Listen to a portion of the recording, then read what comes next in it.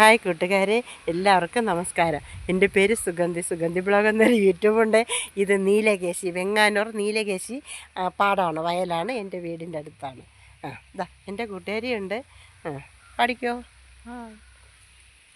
പഠിക്കോ പെരിയാറേ പെരിയാറേ പർവ്വത നിരയുടെ പനിനീരേ, കുളിരും കൊണ്ടു കൂടി നടക്കുന്ന മലയാളി പെണ്ണാണു നീ, ഒരു മലയാളി പെണ്ണാണു നീ. Hi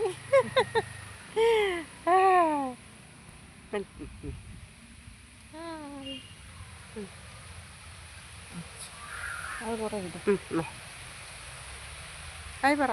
hi.